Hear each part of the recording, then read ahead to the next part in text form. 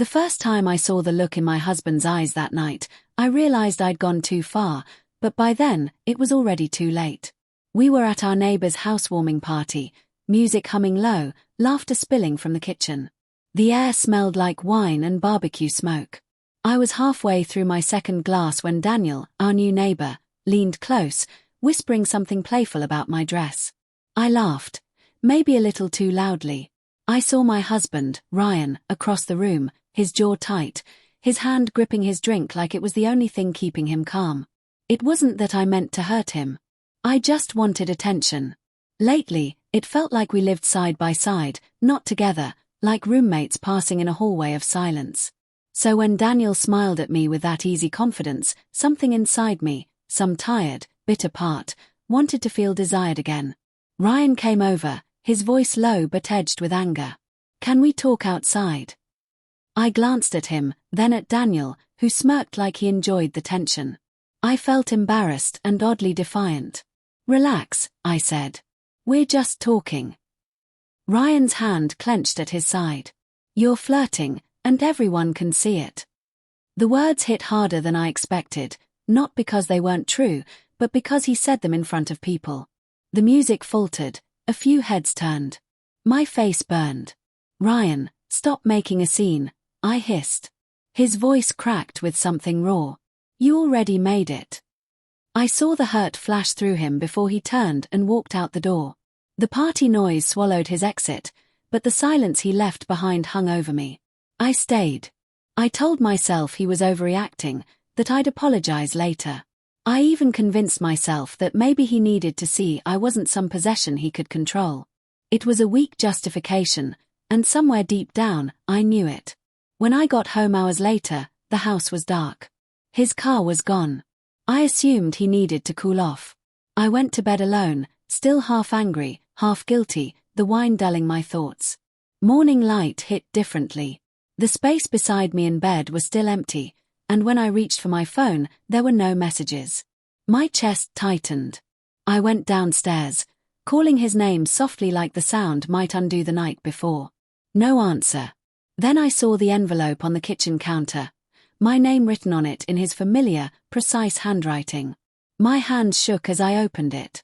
"You made it clear last night that respect isn't part of this marriage anymore. I won't beg for it. I'm done being humiliated. I've packed your things. Don't come back." I blinked, trying to understand. My eyes darted toward the front door, and that's when I saw them. Boxes. My boxes. My clothes, my books, even the framed photo from our honeymoon, all stacked neatly by the door. He had done it while I was at the party. For a moment, I just stood there, frozen in disbelief. The sound of my own heartbeat filled the quiet house. "Ryan," I whispered, even though I knew he wasn't there. I sank onto the couch, clutching the letter. The words blurred through tears I hadn't realized were falling. The house felt wrong, empty but heavy, like every memory had turned against me overnight. I called him. Straight to voicemail. I tried again. And again. By the fifth time, my voice cracked. "Please, Ryan. I'm sorry. I didn't mean for it to go that far. I just wanted you to notice me again." But there was no reply. That afternoon, when I tried to use my key, it didn't fit. He'd changed the locks. Panic settled in slowly, like cold water creeping up my legs. I sat in my car for hours, staring at the front door that used to open for me. The house I'd helped decorate, the place where we'd celebrated birthdays and anniversaries, it wasn't mine anymore. The next few days blurred together. I stayed with a friend, telling her it was just a fight. But each time I checked my phone, the silence was louder. Eventually, he answered one of my messages. A single text. "I'm not angry anymore. I just don't trust you." It broke me more than if he'd screamed. I tried to explain. I told him I hadn't cheated, that it was just flirting, stupid and meaningless. He said trust doesn't need proof, it needs consistency, and I'd shattered that the moment I chose someone else's attention over his. He didn't yell. He didn't curse. He just detached. Like he'd finally run out of emotion for me. For weeks, I replayed that night in my head. The laughter, the look on his face, The way I dismissed him like he was the problem. I'd called him insecure when really, he'd been trying to protect what was left of us. I went to the house once more, just to see it. He wasn't home. Through the window, I saw the same couch we'd picked out together, but the framed photo on the wall was gone. Ours.